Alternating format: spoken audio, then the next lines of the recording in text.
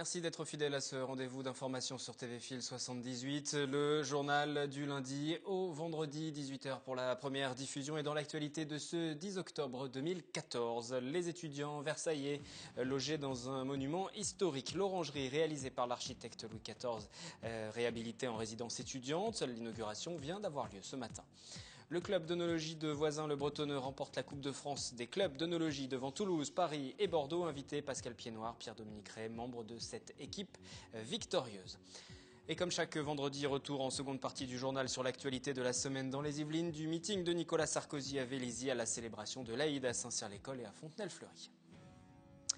Une nouvelle résidence étudiante donc à Versailles. Nous allons en parler à présent. Ce vendredi a été inaugurée l'Orangerie. Dans un bâtiment classé monument historique se trouvent désormais 40 logements type T1 et T2.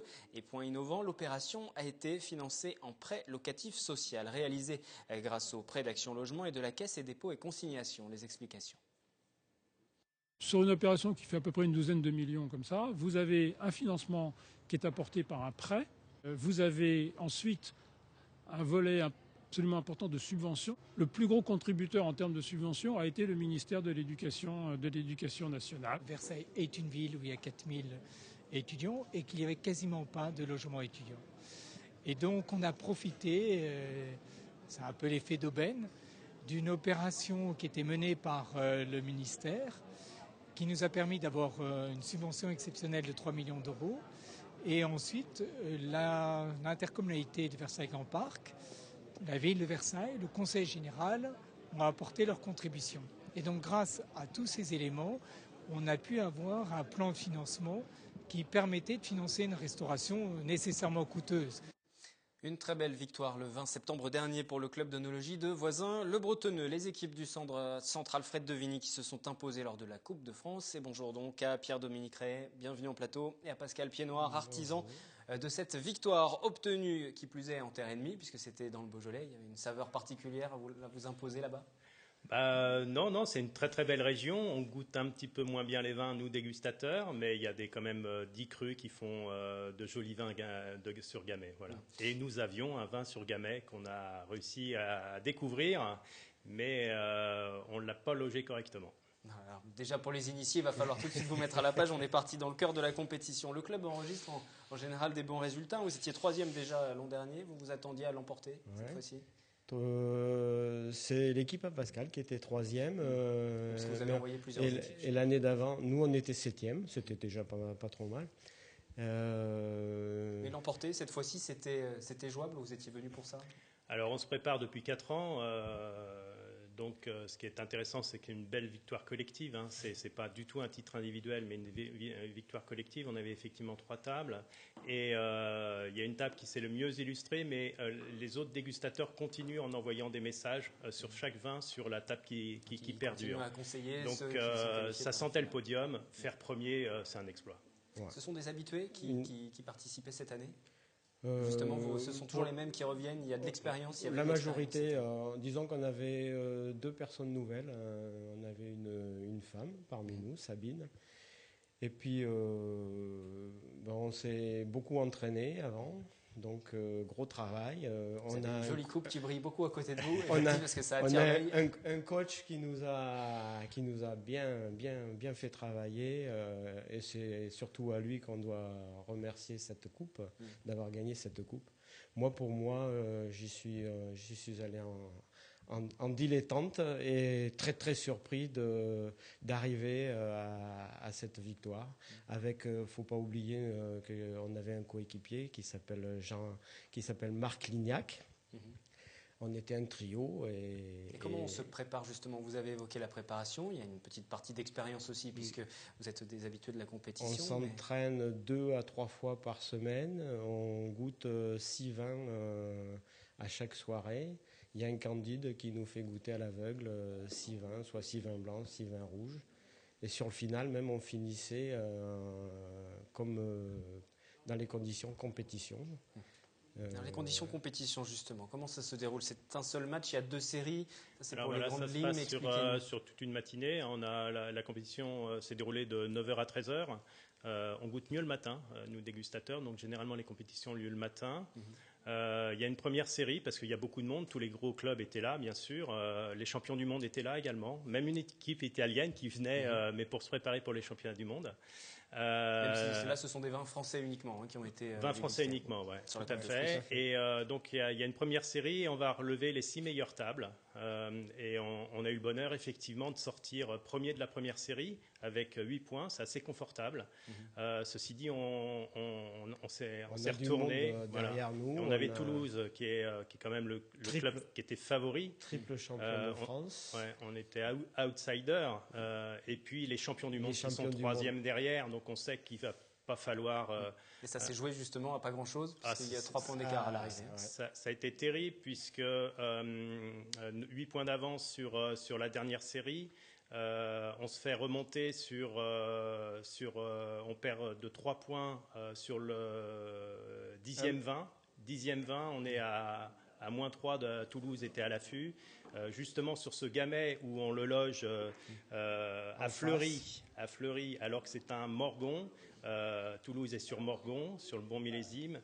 C'est un côte de Pie et nous on met l'appellation, mais sur Pie également, mais sur l'autre versant, haut du Pie. Vous voyez comment ça se joue. Donc ça se joue à pas grand-chose. Il repasse 3 points devant. Le 11e 20, on repasse 1 point devant. Donc c'est le 12e 20 qui va faire la différence. Et on récupère 2 points sur Toulouse. Vous avez dit tout à l'heure, pour le goûter le vin, c'est mieux le matin pour vous? Pourquoi le matin, pour ceux qui ne sont pas habitués? On est plus frais, on est plus dispo pour le nez, pour la bouche.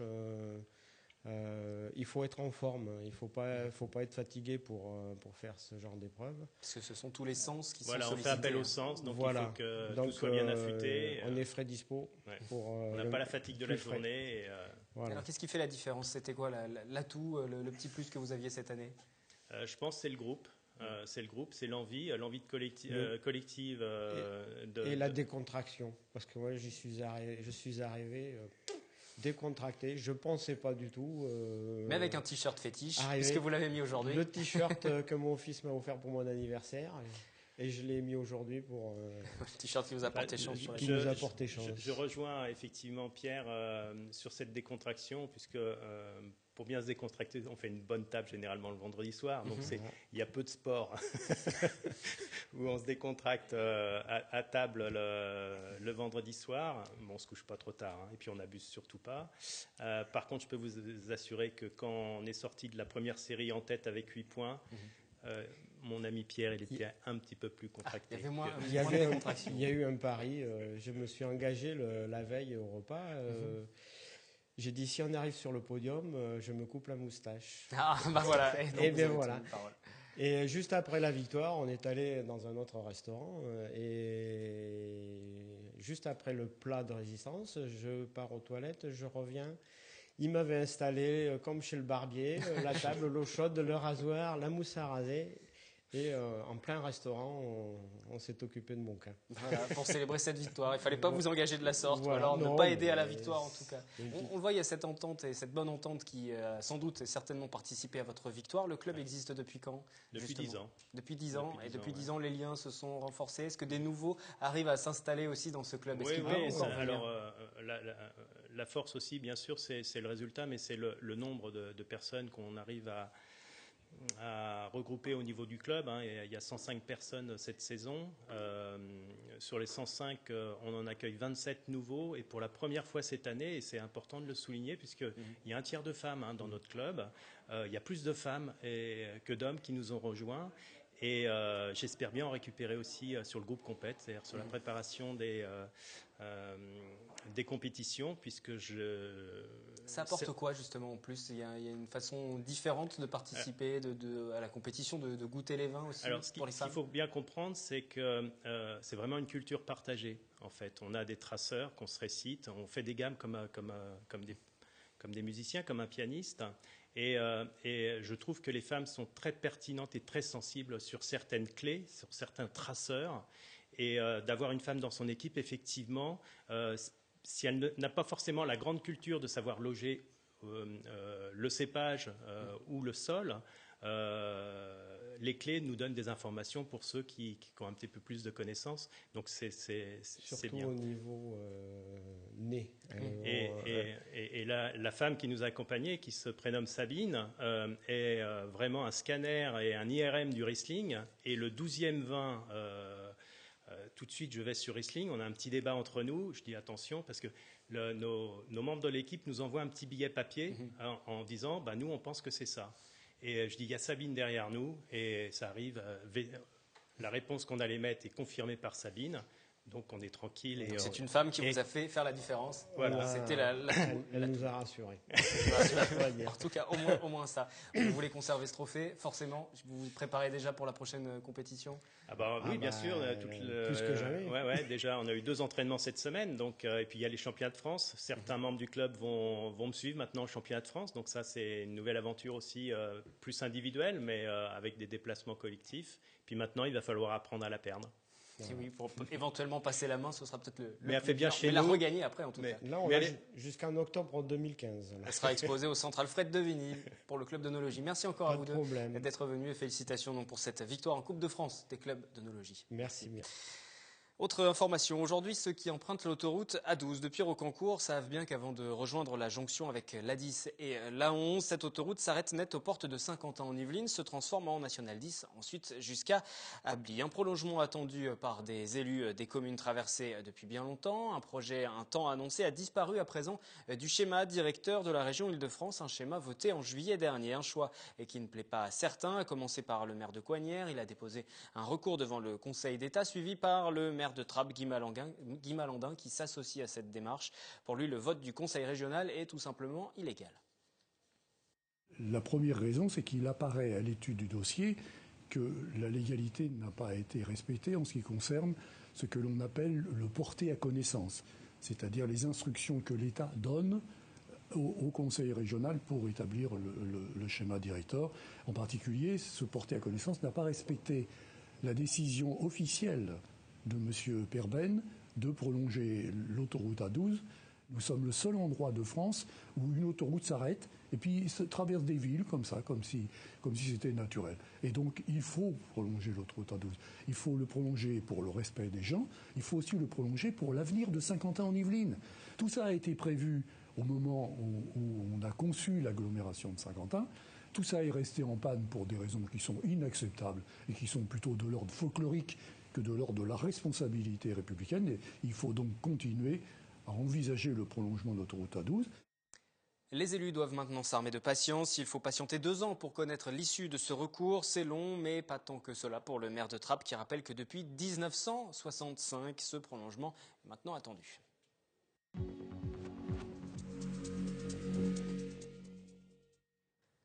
Nous allons à présent revenir sur l'actualité de la semaine. Comme chaque vendredi, les musulmans qui viennent de célébrer la fête de l'Aïd el-Adha, la fête du sacrifice du mouton. Nous nous sommes rendus dans 2 lieux pour suivre cette tradition, à Fontenay-le-Fleury, où l'association des musulmans de Saint-Cyr-Fontenay s'était retrouvée tout d'abord pour la prière du matin. Et puis à Trappes, où était installé un abattoir mobile. Claire Cambier et David Charpentier pour ce reportage. Une prière aux accents de fête à Fontenay-le-Fleury, car samedi matin, les musulmans célébraient l'Aïd el-Kébir. La mosquée tant attendue par la communauté de Fontenay et de Saint-Cyr n'est encore qu'à l'état de projet. C'est donc dans un gymnase que les fidèles se sont retrouvés. Ça, c'est le jour le plus important pour les musulmans. C'est ce que l'on appelle l'Aïd el-Kébir. Littéralement, c'est la grande fête. C'est-à-dire que nous avons 2 grandes fêtes considérées comme un moment de festivité assez spécial. Nous avons la fête qui commémore la fin du Ramadan, que nous avons célébrée il y a 2 mois et 10 jours exactement. Et nous avons cette grande fête qui rappelle un peu le sacrifice d'Abraham tel qu'il a été organisé. Pour célébrer le sacrifice d'Abraham, présent également dans la culture judéo-chrétienne, les musulmans égorgent un mouton. Il y a aussi quand il dit de gorger bien et vite, disent bien le coton, c'est pour pas qu'il souffre. Regarde Allah, il ne faut pas de la souffrance. Alors qu'il y a des gens qui égorgent les gens devant des caméras. Comment on peut dire ça, musulman? Un lien direct à l'actualité internationale, car la communauté souhaite éviter les amalgames. L'Aïd doit être avant tout un jour de partage et d'adoration. Après la prière, direction Trappes, un abattoir mobile a été installé pour le week-end. 1450 agneaux y sont sacrifiés. L'Aïd el-Kébir est pour nous l'occasion d'écouler à peu près les 2 tiers de notre production. On a le plaisir de voir directement nos clients année après année, parce que ce sont les mêmes familles qui reviennent. Pendant 15 jours, les musulmans des environs ont pu choisir leurs moutons au marché au vif. Aujourd'hui, ils assistent au sacrifice, suivent la découpe et récupèrent la carcasse de leur animal, prête à être cuisinée. Et pour veiller aux exigences d'hygiène, une dizaine de personnes de la direction départementale de la protection des populations est présente. Cet abattoir fait l'objet d'un agrément à la fois sanitaire et en matière environnementale. Et donc les règles sont assez simples, c'est l'inspection par les DPP, l'inspection des carcasses, sanitaire des carcasses, le bien-être animal, bien entendu. Le sacrifice de moutons passés vient maintenant le temps du partage en famille. Et vous l'avez entendu, dans les esprits des associatifs musulmans, le terrible assassinat du Français Hervé Gourdel et la décapitation annoncée pendant la fête de l'Aïd d'un autre otage anglais, Alan Henning. Les musulmans insistent sur l'importance de ne pas faire d'amalgame. On remercie l'État, comme toute la République, la nation tout entière, d'avoir compris qu'il ne pouvait pas y avoir d'amalgame entre ce qui s'est passé en Algérie ou même ailleurs dans le monde et les musulmans dans leur ensemble. On ne peut pas condamner une majorité pour l'acte d'une minorité, mais alors minorité de chez minorité. Mais il est important quand même que la nation musulmane, que la communauté musulmane puisse aussi s'élever contre ces actes-là et pouvoir dire non, je ne suis pas comme ça, ceci n'est pas ma religion.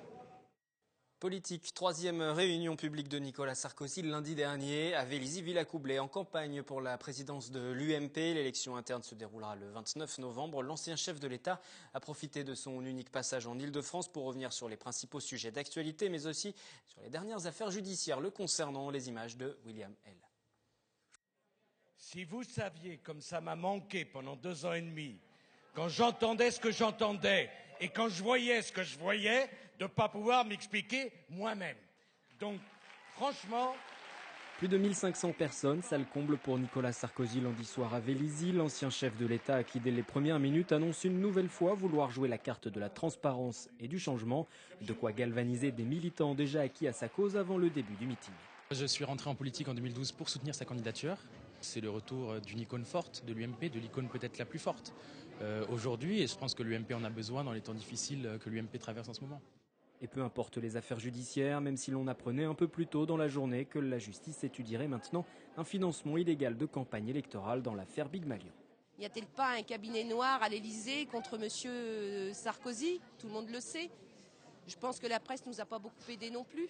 Moi, je veux que la justice fasse son travail, pour le coup, parce que j'ai été choqué, comme beaucoup de sympathisants et de militants, de ce qui s'est passé au sein de l'UMP via cette compagnie, via cette société Big Malion. Donc qu'elle fasse surtout son travail. Maintenant, si vous voulez me faire dire que le président savait ou pas, moi je suis sûr qu'il ne savait pas. Voilà, c'est ce que je crois, sincèrement. Sinon, il ne serait pas là ce soir devant tout le monde, c'est évident. Sur scène, Nicolas Sarkozy se veut fédérateur, remerciant la responsable départementale de l'UMP, Valérie Pécresse, de son soutien, malgré un engagement ces derniers mois avec François Fillon, et félicitant Gérard Larcher de sa victoire au Sénat, alors que partisan de la candidature à ce poste de Jean-Pierre Raffarin. Fini donc les disputes internes. Vous n'avez pas remarqué que depuis 3 semaines, les décibels dans notre famille, ça, quand même... Alors, certains observateurs me disent que c'est pas sincère. J'ai dit, mais pourquoi? Peut-être. Mais même si c'est pas sincère, c'est plus calme. Difficile d'imaginer que l'homme vise uniquement la présidence de l'UMP, de la GPA au rythme scolaire en passant par les 35 heures, les principaux sujets nationaux et internationaux, en condamnant l'attitude de l'Europe face à la Russie dans le dossier ukrainien, sont abordés durant près de 2 heures. Mais quand j'ai entendu le président de la République française dire à la télévision qu'il a fait des contacts indirects avec M. Poutine, ça veut dire quoi?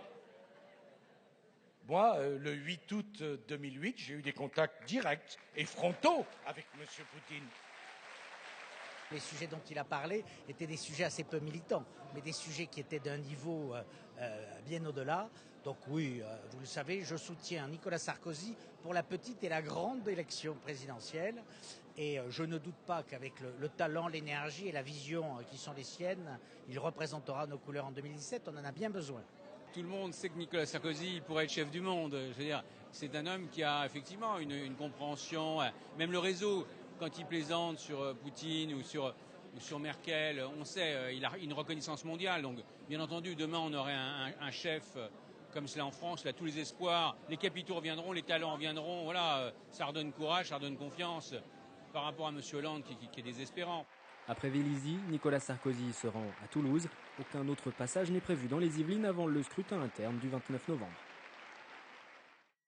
Et pour commenter ce retour de Nicolas Sarkozy, je recevais mardi soir dans le 7-8 politique Aurore Berger, chef de file de l'opposition à Magny-les-Hameaux, conseillère politique à l'UMP, membre de l'équipe de campagne de l'ancien chef de l'État, qui souhaite donc retrouver la présidence de sa formation politique. Elle revenait en plateau sur le retour jugé par certains difficile, en raison notamment des affaires judiciaires. Retour réussi ou difficile ou raté pour Nicolas Sarkozy pour l'instant? C'est ce qu'on entend à gauche à droite. C'est ce qu'on entend d'où? C'est ce qu'on entend, c'est ce que les éditorialistes Alors, disent, en se basant aussi sur certains sondages. La majorité des Français ne sont pas forcément tous favorables au retour de Nicolas Sarkozy. Il y a eu la déclaration de soutien de Jacques Chirac pour 2017 déjà à la Juppé. Tout ne marche pas super bien non plus. Bah, qu'est-ce que je vois? Gérard Larcher qui remporte le Sénat. Le favori de Nicolas Sarkozy, c'était Jean-Pierre Raffarin. Qu'est-ce que je vois? Moi, je vois que Gérard Larcher, hier, a accueilli Nicolas Sarkozy dans les Yvelines et qu'il était enthousiaste à l'idée de l'accueillir. Parce que je vois que la salle était pleine à craquer, vous l'avez constaté vous-même, et qu'en effet, on a eu du mal à pouvoir malheureusement faire rentrer tout le monde, tant il y avait de gens qui avaient envie de le revoir. Donc il y a un enthousiasme. Il y a un enthousiasme qui s'est confirmé à Lambersart dans le Nord, qui s'est confirmé à Troyes dans l'Aube, qui se confirme dans les Yvelines, qui se confirmera jeudi à Toulouse. Donc ça veut dire qu'il y a un enthousiasme clair pour la candidature de Nicolas Sarkozy. Ça veut dire aussi que, comme il l'a dit un peu ironiquement, les décibels se sont calmés à l'UMP depuis qu'il est revenu. Parce qu'enfin, il y a une autorité, il y a un chef, il y a une direction. Et étonnamment, du coup, ça a calmé un certain nombre d'ardeurs ou un certain nombre de perturbateurs qui, finalement, s'accommodaient d'une situation où l'UMP était un peu en délicatesse ou en faiblesse. Donc moi, je vois un enthousiasme évident de la part des militants qui avaient envie de ce retour, qui l'attendaient. Et je pense qu'il se confirmera de manière très forte le 29 novembre prochain quand nous voterons. Et puis après, il faut entamer une longue route qui est celle déjà de la reconstruction et de la recomposition de notre famille politique. Émission à revoir en intégralité sur notre site internet. Politique toujours, le nouveau numéro de Café Politique à découvrir ce week-end sur notre antenne. Invité Alain Hajage, le maire PCF de La Verrière. Il reviendra dimanche à 19h30 sur les principaux dossiers qui concernent sa ville et sur son parcours également. Voici un extrait. Au début de votre réponse, vous avez évoqué la couleur politique. C'est important de garder la couleur politique dans la commune. Aujourd'hui, ça veut dire quoi être communiste, justement? Être communiste, je pense que c'est ne plus s'éloigner des idées de justice sociale, des idées de développement pour l'humain. C'est finalement revenir à ces valeurs fondamentales qui nous manquent tant. Celle de la place de l'homme, la place de la démocratie, effectivement, la participation, la citoyenneté, et puis la place du rapport aux éléments fondamentaux de la vie, c'est-à-dire le travail, l'amitié, la construction commune de l'avenir. Et donc ce sont des valeurs, c'est un système de valeurs. Après, derrière, il y a des partis, des organisations, on peut être d'accord ou pas d'accord sur la totalité, mais je crois que l'esprit, effectivement, de vouloir une société meilleure, une société plus juste, reste d'actualité. C'est pas utopique? Mais non, c'est pas utopique. Ça peut s'appliquer, ça peut se traduire concrètement? Bien sûr. Extrait du Café Politique à découvrir en intégralité ce week-end. On en revient à l'actualité depuis lundi. Le seul haras national d'Île-de-France est donc en vente. Une décision du Conseil général qui peut surprendre lorsque l'on sait que le département des Yvelines compte le plus grand nombre de licenciés d'équitation en France. Reportage sur ce haras des Brévières de Yolène Thorez. Le haras national des Brévières est à vendre. Le Conseil général des Yvelines, propriétaire de ce terrain de plus de 40 hectares, ne souhaite plus le conserver. Pour le président du comité régional d'équitation d'Île-de-France, c'est la stupéfaction. La surprise, elle est totale parce qu'il n'est pas question pour nous d'ailleurs de quitter. On va faire en sorte de convaincre Pierre Bédier que ce serait une erreur. La raison évoquée par Pierre Bédier, président du Conseil général, des contraintes budgétaires trop importantes et des priorités qui sont ailleurs. Une décision ferme qui remet en question la création d'un parc équestre national. Un projet pour lequel les élus du département avaient voté une subvention de 400 000 € il y a un an. En 2006, Pierre Bédier avait même impulsé la mission cheval avant de faire machine arrière cette année. C'est à contrario de la politique qui avait été engagée il y a 7 ans. Donc on a travaillé pour justement faire de ce site la maison du cheval regroupant toutes les composantes de la filière cheval. C'est-à-dire l'élevage, c'est-à-dire la commercialisation, etc., la formation. Les 15 fonctionnaires que compte le Haras national espèrent voir le futur parc équestre aboutir, mais pour le moment, l'heure est à l'incertitude. On est dans l'attente. Voilà, on a envie qu'on ait une position claire, on a envie de voir parce que pour continuer et pour avancer et faire des actions dans le futur, il faut qu'on sache où on va. Et là, on aimerait avoir une position claire et savoir qu'est-ce qu'on va devenir et ce qu'on va faire plus tard. Le terrain aurait été estimé à plus de 2 millions d'euros. Parmi les éventuels repreneurs, le président du comité régional. J'ai eu une proposition, mais là je suis dans une phase de négociation. Je pense aboutir de façon raisonnable. Voilà, ouais. D'accord, et c'est prévu pour quand Le plus vite possible. Le Conseil général des Yvelines, de son côté, n'a pas donné suite à nos demandes d'interview. Le département des Yvelines reste le plus cavalier de France avec 159 centres équestres et 20 000 licenciés. Le journal revient lundi dès 18h pour une nouvelle édition. Nouveau point complet sur l'actualité locale. Je vous souhaite un très bon week-end.